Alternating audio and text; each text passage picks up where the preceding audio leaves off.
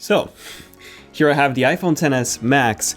This is the bigger change when it comes to the 2018 iPhones, and this is actually going to be my own personal device, so I'm quite curious to testing this one out. Now, in my previous video, this one I unboxed and I took a first look at the iPhone XS in gold, so in case you've missed that, definitely check out this video. But for now, let's take a look at the 2018 iPhone XS Max, my own personal new 2018 iPhone.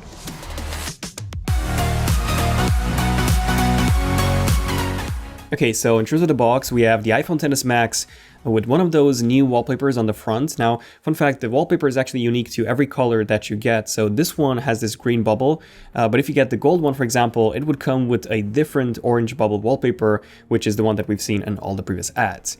Now, on the sides, we have the iPhone logo, which matches the color of the iPhone inside. So a black one in this case. On the top and the bottom, we get an Apple logo, which also matches the color of the iPhone inside. And finally, on the back, we get a listing of everything that's included inside, along with a capacity, which in my case is the 256 gigabytes model. Yeah, I know that seems like a lot, but actually it's about 90 gigabytes of data on my phone. So the 120 gigabyte model would have been perfect, but unfortunately Apple does not sell or make that phone. Okay, so let's remove the seal now. Gotta love that music, and lift up the box. And the unboxing experience is pretty much identical to the regular iPhone XS. So we get a Designed by Apple in California booklet, which contains the quick start guide, hello, a warranty and a safety guide, and a pair of white Apple stickers instead of, some colored matching ones. That would be cool, but we only get that with a few Apple products.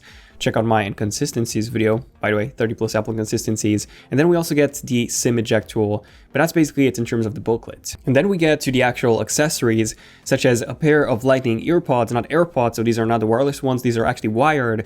And we do not get a 3.5mm to Lightning adapter in the box anymore, like we did with the iPhone X, iPhone 8, 8 Plus, 7, and 7 Plus. That's because Apple has actually decreased the prices for the 2018 iPhones.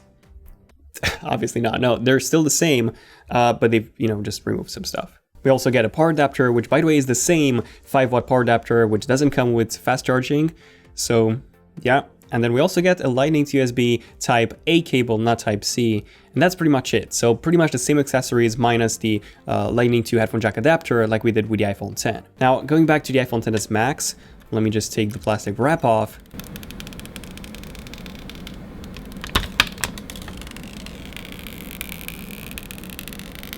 And there you go, the biggest iPhone that Apple has ever made. Okay, so like I've said, this would be my personal iPhone, my daily iOS driver alongside my Note 9 until, the Pixel 3 gets released, which is next month.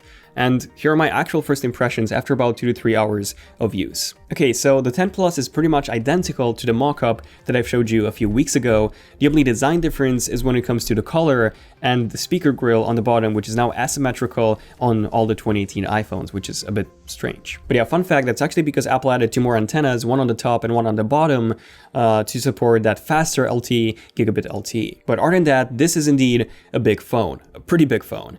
It does come with a massive 6.5-inch display, which actually size-wise, thanks to those really thin bezels, it's the smallest 6.5-inch smartphone on the market right now. So it's huge, but it's smaller than the competition at this display size. So for example, comparing the XS Max to the Note 9, the Note 9 is actually taller, but comes with a smaller display overall. Looking forward to comparing this with the upcoming Pixel 3, which is coming out next month, by the way. And then the display actually looks gorgeous, so the dynamic range has been improved when compared to the iPhone X on both the iPhone XS and the iPhone XS Max. Now, I will be testing out the camera because that's probably what you all care about the most next week, so definitely stay tuned for those extremely detailed ZONEofTECH camera comparisons between the iPhone XS, the iPhone XS Max, and a few other smartphones, top-of-the-line smartphones as well. Feel free to check out the playlist that I've done before with all the videos. You can check out the iPhone X versus 8 Plus and so on comparisons.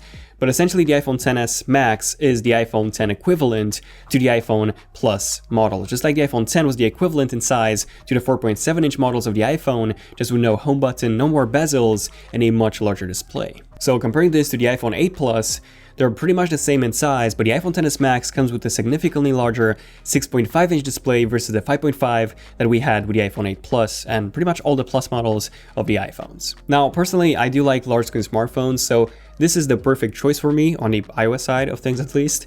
Now, something interesting that I found is that even though we have more space on the left and right hand sides of the notch, we actually do not get any extra icons, such as, the do not disturb mode. That would have been really useful, and I was actually expecting to see some extra icons there, but nope, we just get scaled up icons, and that's pretty much it. So overall, the iPhone XS Max is basically just a scaled up version of the iPhone XS.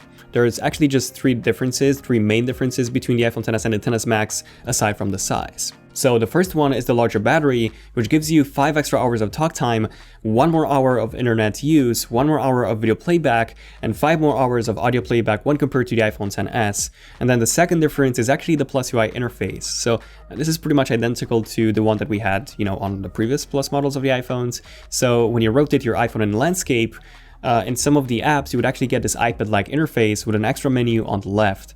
This is, by the way, exclusive to the Plus models of the iPhones and now the iPhone XS Max as well. However, the home screen orientation, the home screen rotation actually in landscape doesn't work anymore for some reason, even though we still have this on the iPhone 8 Plus, for example. And finally, the third difference is a higher resolution display.